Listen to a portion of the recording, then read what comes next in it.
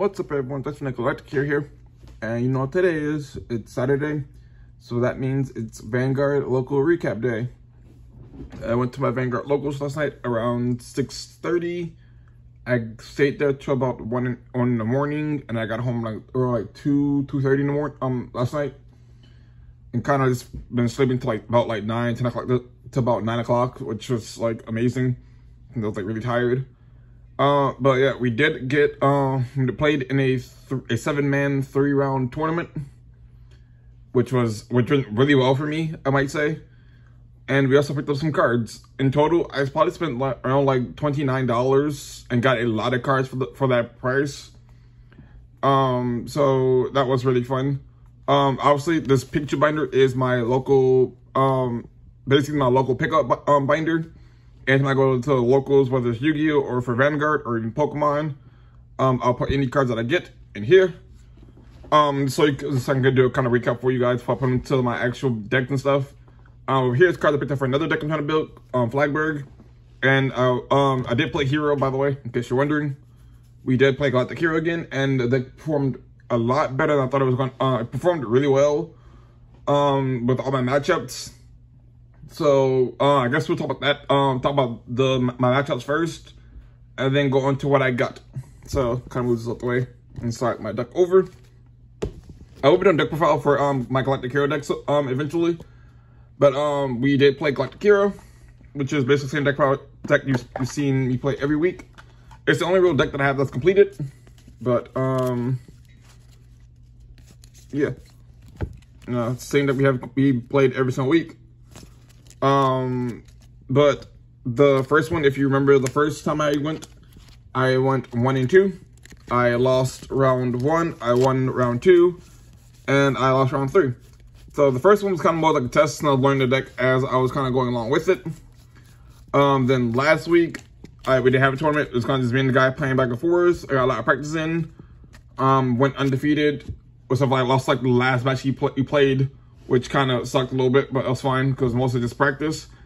This week for the actual tournament, which was just for store credit, with like a $5 entry fee, which I didn't have to pay since I traded a lot of cards to the store guy, so he covered my entry fee for me.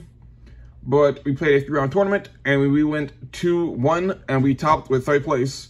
So I got my first ever top last night in any event I went to, which was super exciting. We went 2-1. We won rounds 2 and 3. We dropped round 1 because the deck I was playing against kind of threw me off, and by the time I realized what it was doing, it was already too late for me to try to make a comeback. So yeah, we lost round 1 against like some deck. I wrote it down here because I couldn't remember how to pronounce it. It's that deck. I don't know how to pronounce the name for it, but that's what we lost to. If you want to look it up, was whatever. But the reason why we lost to it is because he kept attacking from like getting extra attacks in, which was throwing me off a lot when he first did it. And he was able to get a lot of advantage really quickly, which kind of I couldn't keep up with. So it kind of like made it really hard. And I felt like I took too much damage in the early game, which I probably shouldn't have taken. And top of that, I got to like 1 or 2 bases, which is kind of like really bad for me. Since every single turn I want to be able to activate a base to get more units scouted. So that kind of didn't really plan out the way I thought it was. I think I got like 1 base all game and got like the second one to like in my last turn before I lost the game. So that kind of didn't really go in my favor. If I had seen like 1 or 2 more bases, I probably would have been in a better position to where I could play around with it a lot more. But since I didn't, it kind of sucked a little bit. Trying to guard and stuff when I was losing my hand, and then having nothing to call to rear guard to help me get more attacks in, which kind of sucked a little bit. Round 2, we faced off against grade 4 Nirvana, which basically he just kept overdressing and cross overdressing from like and everything, which I can deal with since I faced the deck already last week, so I already know what it was doing. And since I was at whenever I'm like at 5 less damage, I'd take a damage, which made it so that I already kind of knew that I can take and have to take as many attacks, and I know with the counter blast I need anyways for my damage I need for counter blast. So like I didn't have to take any attacks. We both hit over triggers early, which means I didn't have to worry about it. And I came and he attacked with my Vanguard. He went a trigger to pass, and I hit 2 front triggers, which was super awesome. After the game, he gave me a hint that he told me that I sometimes do drop my hand and he can see my hand. So that is something I'll do have to work on. Make sure that my hand isn't visible to my opponent, so that I don't end up losing a match because of it. Because even though I won the match, it was still, like, even though I won the game, since it was a best of 1, I do gotta make sure that I keep my hand hidden so that my opponent doesn't know what I have, so they can try to play around it. So to gotta make sure I do that from now on. Normally I do, but it's kind of like just a fast-paced game, so it's like everything was kind of going everywhere. So I do gotta make sure I work with that. Then my 3rd round opponent, which was my last opponent, I played against Welstra, which is basically they have really big units they operate and can get like really big attacks in. We were able to outpace him at 5 damage. We were both sitting at 5 damage. He had 1 counter blast left, which means he's going to call one of his really big 23 K units, order units. So that made it so that we only had 2 attacks that turn, like 3 attacks to like the 5 or 6 he normally gets, since he only had the 1 counter blast. So it made it so that we only had to block really like 2 attacks, since I did did have enough guard to block all 3 with both my rear guards, my hand, and a perfect guard in hand. So it's like I had enough to block all 3 attacks, which was super awesome. Plus he had no triggers that entire like turn, which made it so that it made it a lot easier to block. I came back, double triggered, got a front trigger and a draw trigger, and basically swept the game that way. No, I hit a front trigger and over trigger, and I dealt him 4 damage, which basically like he was already at 5, so like he only needed 1 to lose. So it's kind of like he lost that because of the me hitting the over trigger, which was super awesome. And I was super excited to get my first ever top. That was honestly awesome. I went 2-1. I got 30th place for store credit. I don't really remember how much store credit I won, but it was like a $5 entry fee for 7 of us. I don't really remember how much the store credit was, because like a lot of things happening all at once. So I would say I did have a lot of fun going 2-1. I feel like I probably could have won game 1, but that game I didn't know what I was playing against or what it was doing until I turned towards the end of the game, where it's like I realized, oh snap, I should probably end up guarding more, but it's already too late. I kind of like already wasted a lot of my hand resources on guarding in the early game and taking damage whenever I thought, oh, it was necessary. Then he kept re-standing or like re-attacking. I was like, that kind of screwed me over a little bit. But this is a learning process at this point. But yeah, Galactic Hero, I'm still kind of, there's a new promo card that came out with, I think, new promo card that I picked up 1 copy of so far, that I might try running in the deck, because it does give my, the heroes that I call from my order zone or from my base, it gives them a plus 5k plus along with itself. So I might end up trying to run like 2-3 copies of that card, see how that works in the deck, to try to get extra power for other units. But I might not, just because the way Galactic Heroes work, I want to be able to hit heroes off of my bases to scout as many heroes as I can, so that I don't have to call them from hand to scout them. To rear guard, I can kind of scout, get the scouted cards under my base to rear guard to kind of help me attack or block. So I might not run it. I might test out probably though, like in between like the next week or so, see how it works out. And if it works really well, then I might pick up some extra copies of it that I need. If not, then the deck will stay the way it is. I really like the way the deck is currently. It's very consistent. The only thing is though, that sometimes you're guaranteed 1 base to the right line, but sometimes getting to bases 2, 3, and 4 can sometimes be a really big struggle, especially if you soul charge it or damage check it. It sucks a lot, because that means that's 1 less base you need. And since your main Vanguard being Unite Dinos needs 3 bases to get an extra crit, it makes it so that if you damage check 1 of them, you have to find the other 2 in your deck usually, to in order to make sure that you have the 3 that you need, because you need about 2. You need at least to see 2 or 3 per game in order to be in a very comfortable position. since you can use one of them on your turn to call a rear guard, call one of your units to rear guard to have an extra attacker, and you need at least two junior opponents turn for extra blockers.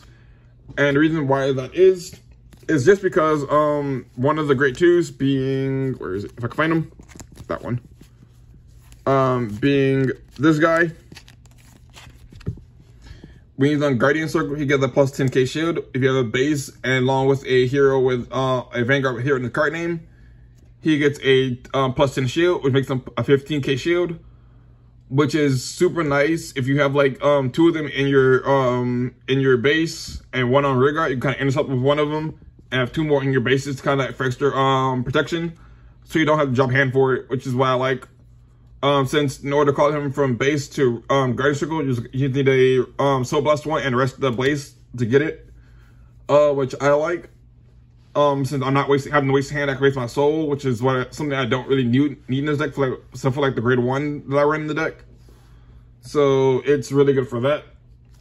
Plus, some of that, with the way heroes work, you want to be able to scout your heroes as much as possible so that your opponent can't deal with them. Because like with the Whalester that I was playing against, his big grade 3 order card, which is the Mobile Fortress maximum, it can retire my rear guards, like one or two rear guards each time he operates it, which made it so that I was losing my entire field every single turn, except for my Vanguard. So like if I can scout them, I can make sure that I have them during my turn, or when he attacks, I can have them scouted.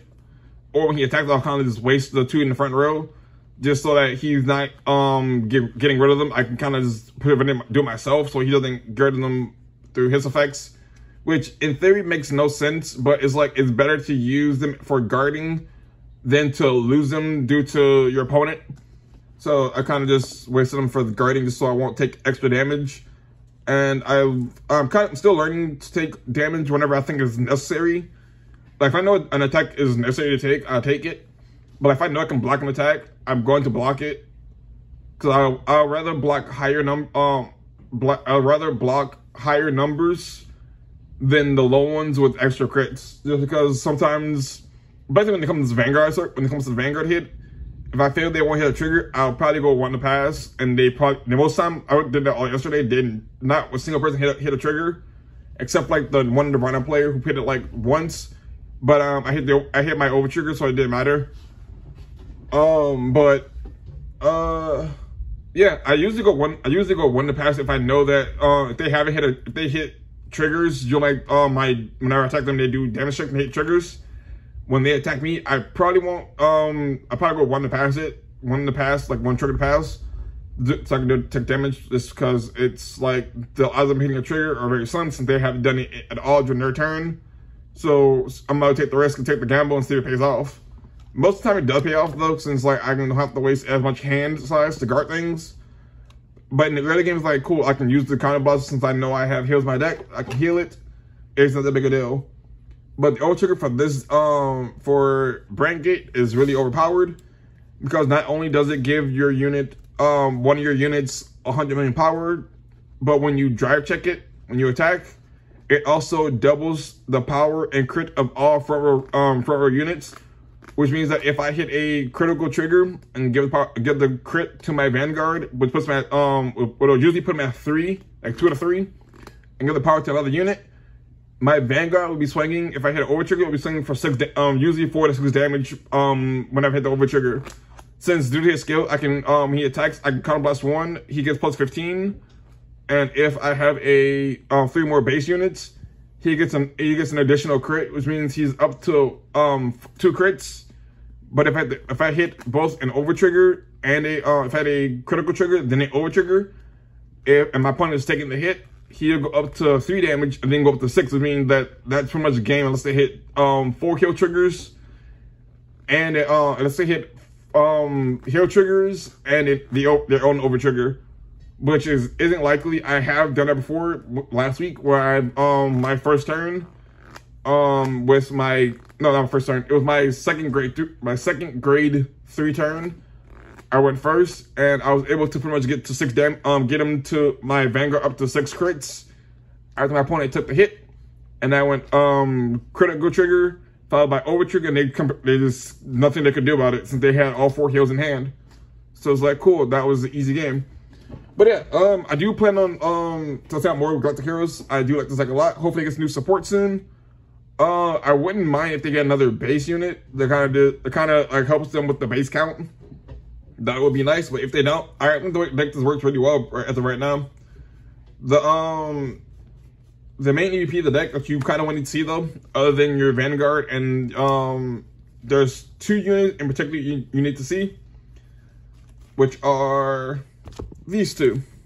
The grade 1 pretty much allows you to get extra attacks in, allows you to get 1 extra attack in by resting her when your Vanguard attacks, and so by going to switch the position of 2 of your rear guards, and then him when he's discarded, tuck me your base, you combo +1, call him to rear guard, and it's got a B hero from your drop to your base, which kind of makes you so that even if you discard cards from your hand or whatever reason, or guard with them, you can usually get 1 back for literally nothing. So it's really cool. But yeah, I like this deck a lot. I will be doing deck for it soon, so look forward to that in case you want to know. Also, do plan on doing a how to play Vanguard series, so Yu-Gi-Oh players guide to how to play Vanguard, something like that, so that I can teach you guys from a Yu-Gi-Oh perspective how to play Vanguard in case you want to get into it, or if somebody that wants to branch out to other card games wants to learn how to play Vanguard or any other card games that I know how to play personally. And I figured it'd be really fun to do. Some other cards I picked up. Not these. I also did pick up some cards for Flagberg. I already have some of these cards already, but I did pick up some cards for Flagberg that I needed, since that is another deck that I want to build. Just because I like the Aqua Force aesthetic, since Aqua Force was the deck that got me into Vanguard.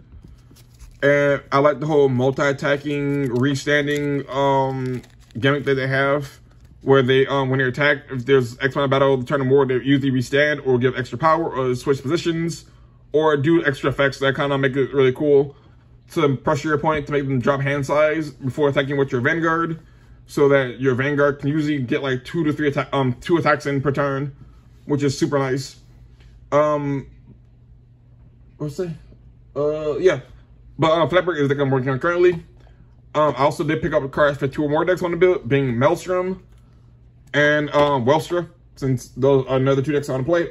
Welstra is a deck that I beat in my final match, and and Maelstrom is just another Aqua Force based deck kind of deck. Not this page is kind of just some things I put in here from last week. I'll use the first few pages to kind of just fill out the cards that I have. But here's some cards I picked up this weekend or yesterday. These cards I got all these cards for free, since they were all just in somebody's bulk, and they told me that I could have them since all they would be doing is sitting in his bulk collection. So he let me have them. Got some extra stuff. Got some stuff from Maelstroms. It's some Aquaforce stuff that kind of test out in both Flagberg and Maelstrom deck. It's just super cool. Got those cards for free, along with these back here. Their order, which is super nice. These 2 cards from last week as well. Then in the back of the binder, this is the promo card that I picked up for somebody. It cost I think like $4. I picked up for like 2. So this is one of the cards I'm trying to put into heroes. It's because like once per turn, when your unit is placed on a regular circle from your order zone by your card's abilities, you got to have that card and this unit gain +5 in the turn, which makes it really cool. Like just in case you call it Scottish card, you get they both get +5, which can get really big since most of your heroes usually get extra like +5 to +10s from both the Vanguard or their own skill, which makes it super cool. And then I also picked up some other cards for the Blitz slash Welstra deck. Got copies of her, some of the point and grade 1s. Then I got most of the cheaper stuff as well. Some of these are like doubles and triple. Some of them are like play sets. For this entire core, I wouldn't call that core. I'll call it like this, like a pickup thing. I got most of these. I got like these 2, and like the cat girl I showed you. I got those for like $20, since the cat is kind of expensive. At like $4 a piece.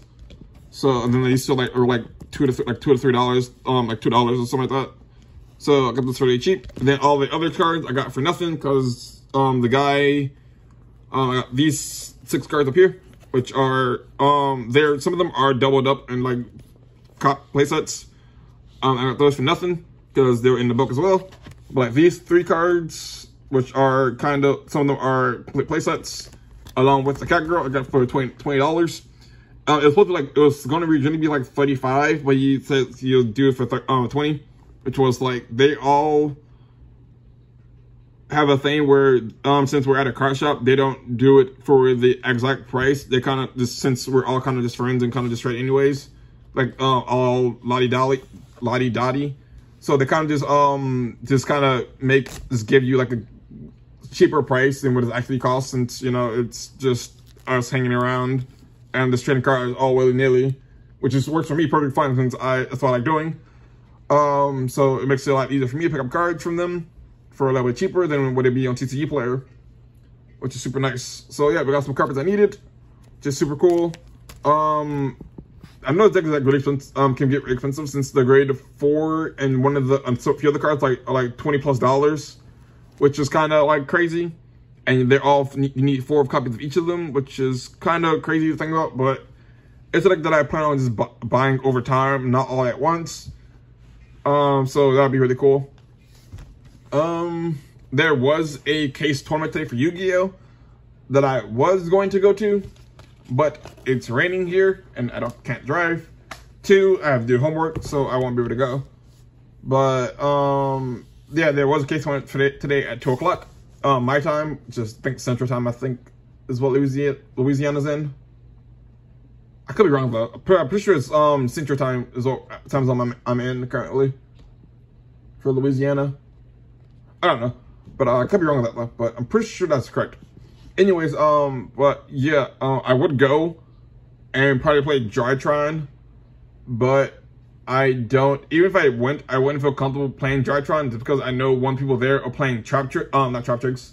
They're playing Labyrinth, and the only deck that I have that can stand up to Labyrinth is either Inzectors or Rescue Ace, but Inzectors lose to Nibiru, and Rescue Ace isn't completed. Oh, thank you. I just remembered something actually. I found myself. I do have a small trade day video. A small trade day put in here. I can't believe it. I forgot that. I went to my PO box yesterday, and I forgot. I got some cards from Epic Elite. I can't believe I forgot about that. Talking about Rescue Ace, maybe remember just now. That's crazy. But yeah, he sent me he went to a sneak peek about like last weekend I believe, and he got he sent me a copy of Sherry Carey, which is Gold Pride Chariot Carey, which I call Sherry Carey because it just sounds cooler. Along with, I think That Came Out of Nowhere, or it could be Better Luck Next Time. I don't remember which one it was. It was one of the 2, but I'm pretty sure it's That Came Out of Nowhere though. And he also sent me a copy of Rescue's Hydrant because he knew I needed one to feed my deck. And since I helped him complete the deck already, well, I'm helping him complete 2. I helped him complete Labyrinth, and I'm currently helping him complete Pearly. Whenever I pull Pearly cards, I'll send them to him, see if he needs them. So shout out to you, Epic Elites. You're super cool, man. But yeah, he sent me the package with my PO box. If you want to send me things or cards, whatever, it's up to you. But thank you to Epic Elite for sending me cards because I need cards. But yeah, we got the boy. We finally got a copy of Rescue's Hydrant, which is super nice. I'm still missing, I think, still missing 2 more, along with a copy of I think I'm still missing a copy of what is it called?